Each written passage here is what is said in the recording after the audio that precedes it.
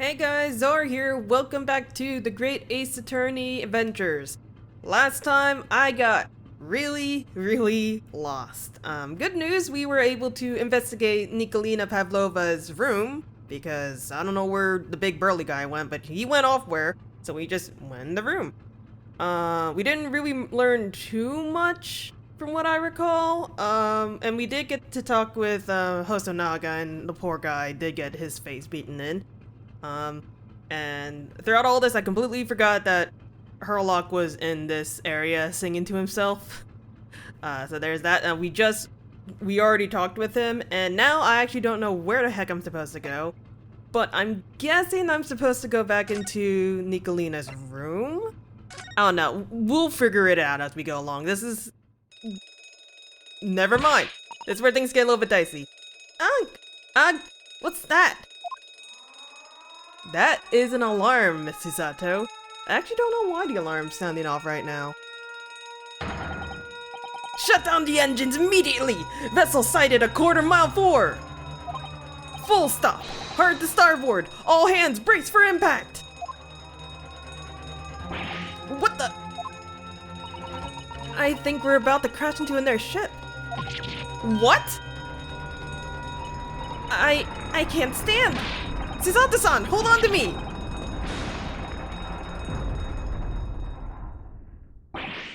Susato-san, are you alright?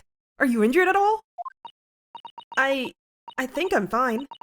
Thank you, Naruhodo-san. Whew, everything's in disarray now. It looks like we avoided a collision. I think... Yes, the ship has come to a stop. Oh my goodness, what about you, Naruhodo-san? Are you hurt? No, I'm fine.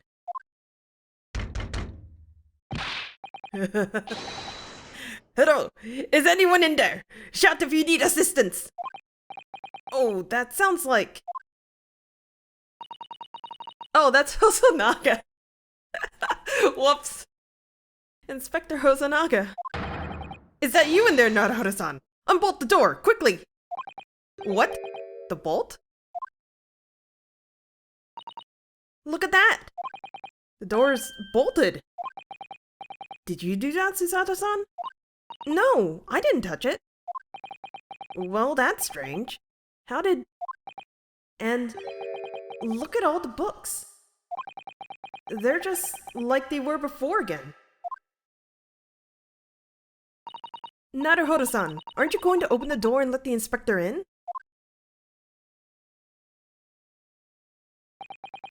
I'd better tidy this place up first. Wait! Ryunosuke! I just finished talking to Susato about this. Why are you doing this? Whatever. I'm trying my hardest, man. Are we at least unbolting the door in the process? Our violent emergency stop had solved one mystery, at least, in a very vivid way. But I knew that what awaited us on the other side of the cabin door would not be pleasant. I hurried around, tidying up the cabin with a new sense of foreboding in my heart. And really, oh my god, if I just waited a little bit longer from last episode, I would just went to this continue screen. Ah!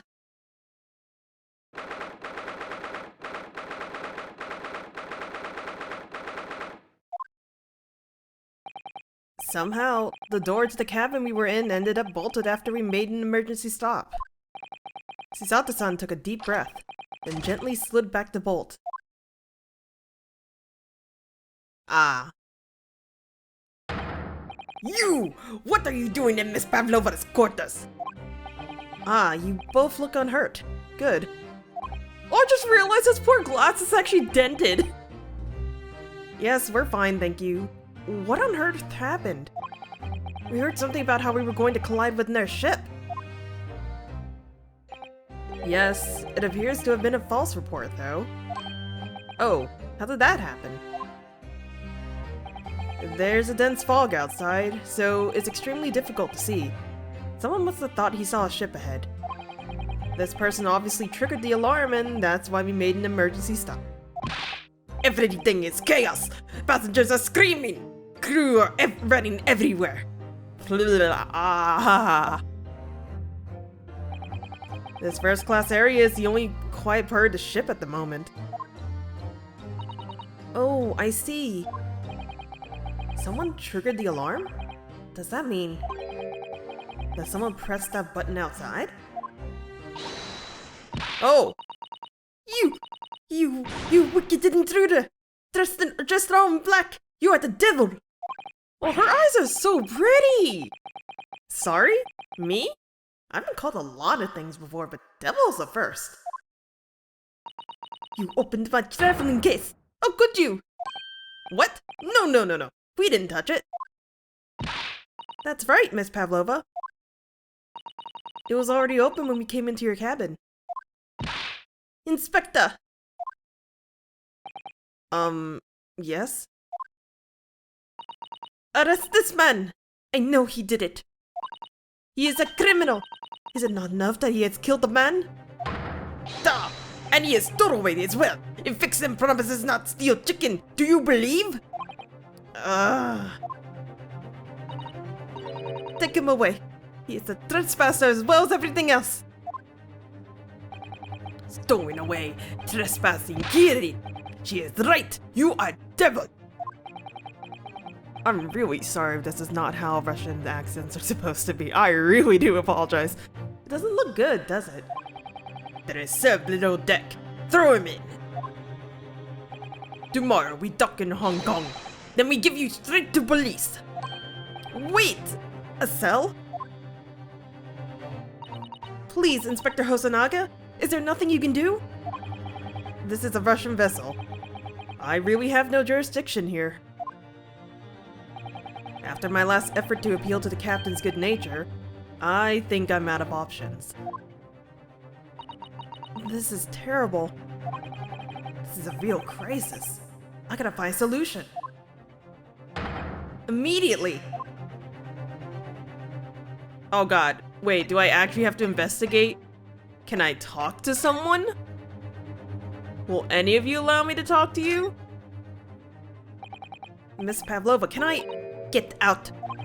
Listen, I'm sorry to be stuck in here without your permission, but get out now. We just need to investigate in here to help understand what happened to— I don't know what that is. It's no use. She's not going to listen. I need to find someone who will. Hosonaga probably the only one that will listen to us. You've gotten yourself into a difficult situation here. By entering this cabin uninvited, I mean. Sorry, I was just so desperate to find a clue. Oh wait, I think I know what I'm supposed to— Is Herlock in this room? Is he on the left side? I'm afraid there's really nothing more I can do to help you. If I push my luck any further, a punch to the face will be the least of my worries. I'm really sorry. I have to take responsibility for giving you the freedom to investigate Miss Pavlova's cabin. Now this has happened, I'll have to report to the captain at once. I really need some help here. I need a savior to rescue me from this crisis. Okay, oh god, I was wondering. He's a goat. What the? What are you doing up there? He has a tiara! Mr. Sholmes? Naturally, I was analyzing what a weight of 20,000 rubles feels like on one's head. Have I not told you that as a detective, it is my business to know what other people do not? This isn't mere tomfoolery, my boy. Oh, no. Well, why were you hanging from that hook before then? Isn't it obvious? To properly assess the weight of 20,000 rubles, naturally. I wish to determine that if it would bend that conceited-looking hook on the wall, so full of brag and bounce. I could have sworn that when I played the translation of this game, he did make reference to the tiara and like its worth, but I think he just wanted to have the feeling of what it was like to be a coat hanging off a wall hook. I never know whether to take this man seriously or not. you again, the great detective. Ah, Inspector. I confess I've been looking for you. I have something to report to you most urgently. Well, you might try looking for me out somewhere other than a hook on the wall next time. What does due to report? Speak! An urgent report from a great detective can mean but one thing. Yes. The case of the curious murder that took place last night here on this vessel, the steamship Buria, has been solved. By me, naturally. What? Really? Yes, I have eliminated all other possibilities. No other explanations exist. So, allow me to illuminate all your minds. For I am about to reveal my great detective's greatly admired great deduction to the case. He's about to do a deduction dance again, isn't he?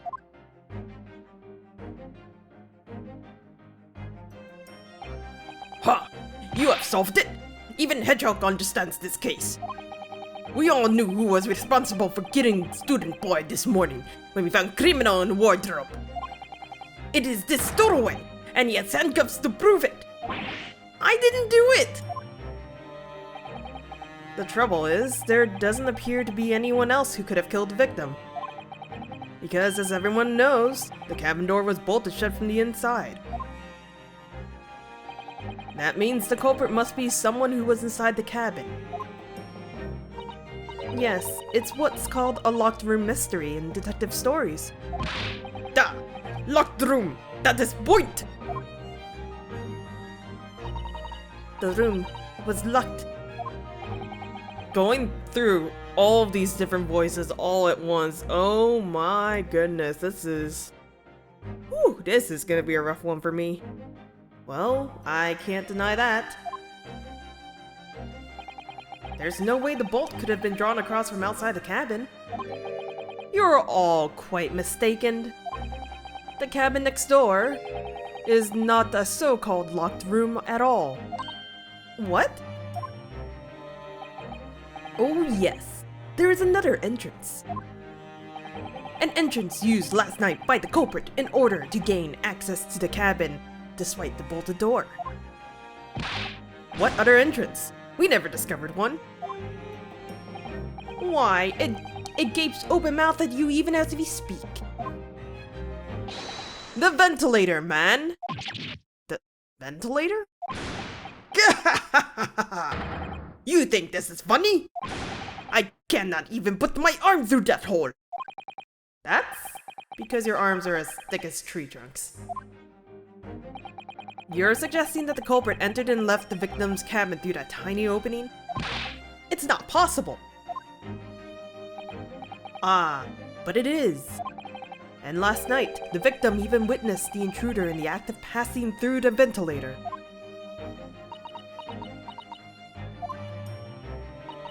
Mr. Sholmes, do you mean? Are you referring to the words Kazuma-sama wrote in his diary? 1:23 a.m. I can hear a faint whistling sound. 1:35 a.m. What looks like some sort of speckled band is dangling from the ventilator grill.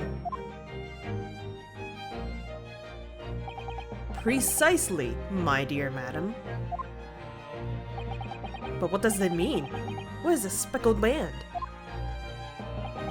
The answer to that particular conundrum is in this very cabin.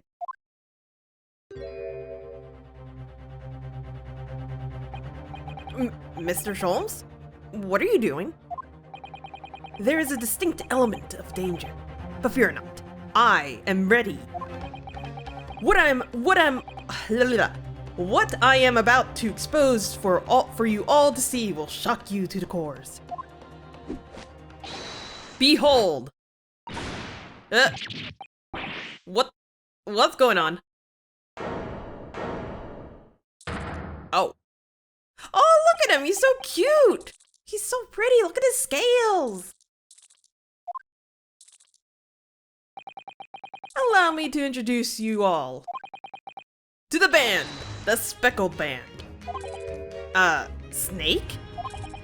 Indubitably,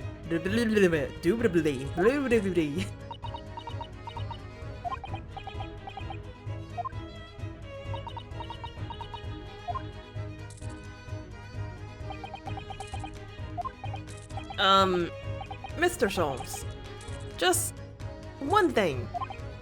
Pray, what troubles you? Well, that snake isn't really speckled, is it?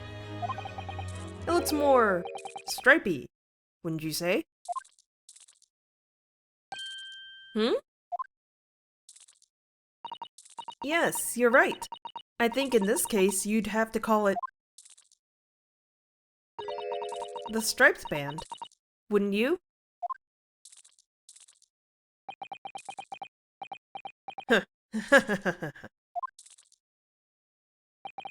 You both see and observe with distinction. However, do you not think that this is precisely the trap into which the culprit wishes you to fall? Oh my goodness, really? It's a trap? How exactly? I think perhaps it is time I explain the intricacies of my train of thought. Are you ready, Miss Pavlova? I'm sorry for the young man who died, but that is all. His death has nothing to do with me. This whole thing has nothing to do with me. There are two conclusions I've drawn from the facts. Number one. Last night, your friend infiltrated the victim's cabin. And number two. That same friend was responsible for the victim losing his life. No. She's turned as white as a bowl of rice again. Sholmes must be right. He hit the nail on the head. This young woman's friend killed Mr. Asogi. He can't say a word. It looks like he can't speak with that snake coiled around his head. I would advise as little movement as possible, Seaman. You wouldn't want the fangs of that long friend in your neck. So, everyone, let us begin. Sherlock Sholmes is proud to present his logic and reasoning spectacular.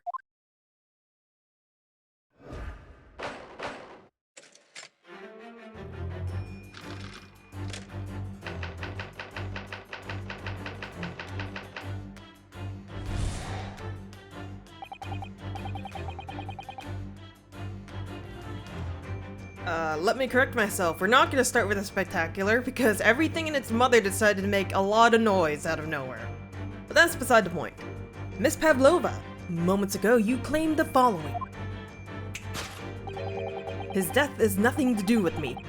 This whole thing is nothing to do with me. Yet you cannot deceive yourself.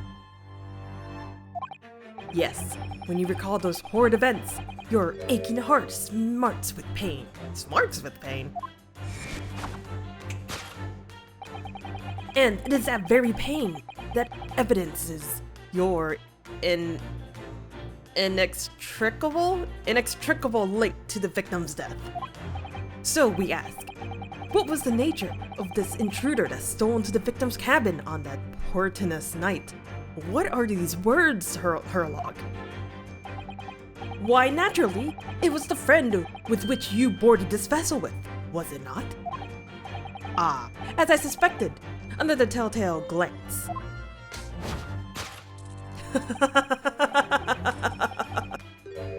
Without doubt, your friend is the writhing serpent that we see before us. And yet, that fact leaves us in a quandary. The victim's written observations on the night in question tell of a speckled band. Whereas, regrettably, the specimen's marks do not fit that description in any way. What explanation can we then give, pray? What was this sight that fell upon the victim's eyes last night? No, don't look at me. This has nothing to do with any of this! Oh, but it does. You have the answer to this quandary even now, hidden behind your back. Yes, that which you are trying, but failing to conceal, can only be the snake's loathed skin. Evidently, after the subtle and horrible crime, this most deadly friend of yours shed its original skin. No? I don't know what you're talking about. Last night, through the ventilator visible in this cabin, your then speckled friend slithered next door. Using the bell cord on the other side of the bridge, the serpent silently descended into the victim's quarters. In the dim light, it appeared to the young gentleman who was about to lose his life as a speckled band. In summary, the nature of this friend of yours, which last night infiltrated the scene of the crime, is a rare breed of a snake whose markings change each time it slows its skin. A snake so dreadful we can only imagine it would be found in the deepest depths of India. I don't know how true that latter part is.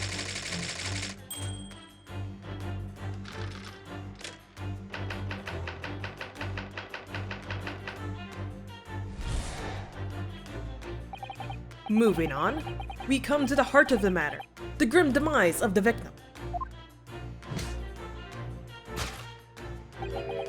How did this young man lose his life, and why? According to the data of which I've been apprised, it would appear that there were no visible signs of injury.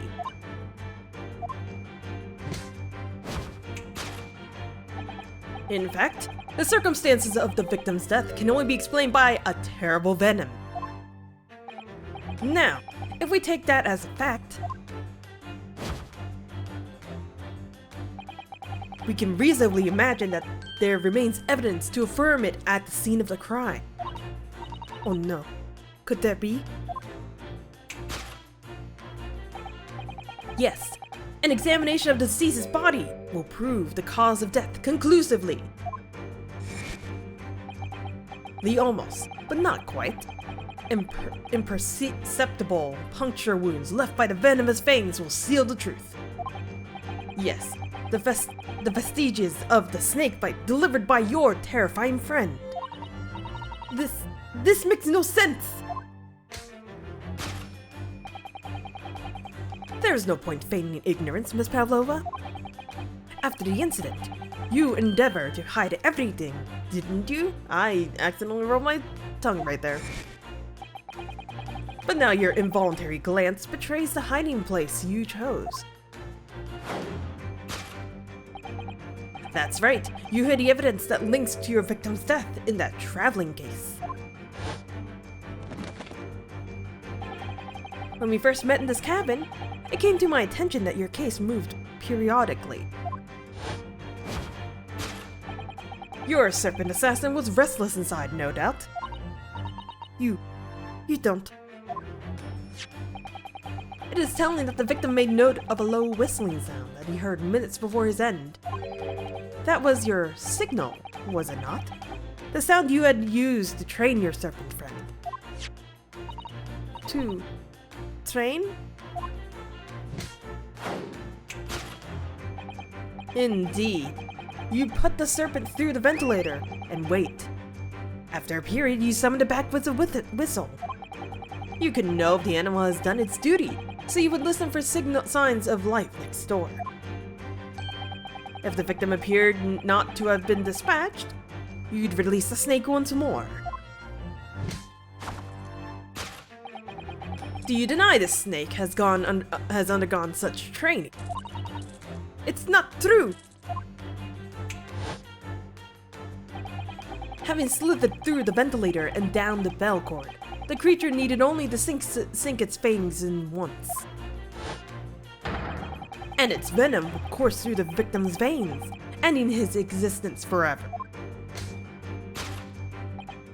That is the true nature of the speckled band that took the poor young man's life. There can be no doubt. My logic is infallible.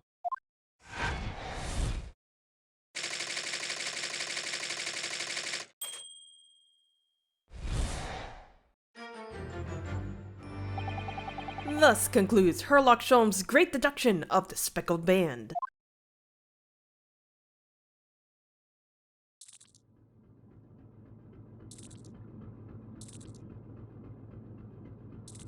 I'm sorry, I can't get over how pretty that snake looks.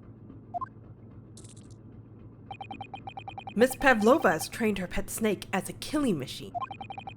There on the floor, you will observe a saucer of milk. The promise of food is the key to training any creature. Incredible. You've solved the mystery. Amazing. Your great deduction really lives up to its name. I see now why Herlock Sholmes has become such a household name. My dear man. It was nothing remarkable, as the Russians say. I could have done it with one left hand.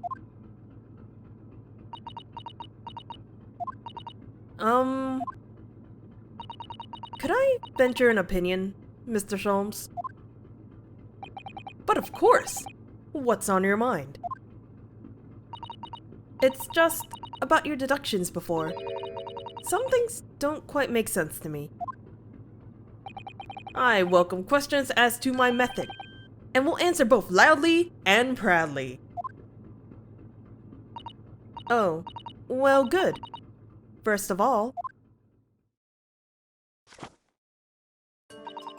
snakes are egg-laying creatures, part of the reptile family. You are well informed, madam. And reptiles, don't drink milk. Ah. It's really only mammals that like to drink milk, you see. So, I'm not sure it would be possible to train a snake using milk as a reward. No matter! No doubt Miss Pavlova used some other treat to encourage her pet to do her bidding. Milk was merely an example. The logic holds. Well, there is something else. Snakes have no ears. Ah. Yes, so I'm not sure it would be really possible to signal a snake by whistling. But madam, what of the tales from Arabia? Have you not heard of the snakes that dance to the sounds of a flute? I think perhaps the performers played our music in time with the snake's natural movements. Oh, I see. No hands, no feet, no ears. These creatures are so inept as to be practically useless. Don't take it out on the snakes, Mr. Sholmes. There is one other thing. You have more? Snakes use the scales on their bellies to propel themselves. So, I'm not really sure that a snake could manage to climb up a flat bell cord like that, like the ones in these cabins. Then it should try harder! Wow! Please, don't be angry with me, Mr. Sholmes. The point is, even if the snake had gone through the ventilator to the next door cabin, it couldn't have come back without help. What I'm trying to say is that there are a number of reasons why it's difficult to imagine the snake could have had a part in this.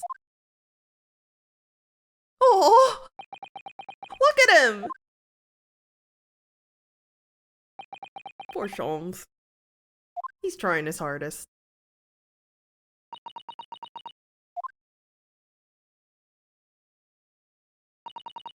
I think we need to step in and help again, Mr. Naruhodo. Oh no, you don't mean... Yes, we need to modify Mr. Sholmes' latest deductions and turn them into the great ones they ought to be. I had a feeling that was coming. Alright, let's give it a try. And we will give it a try in the next episode. Alright, so this is Zora signing out. I'll see you guys later. We'll be fixing up all of Sholmes' mistakes. And by that, I mean I'm going to be struggling a bit in this episode, I think. See you guys later!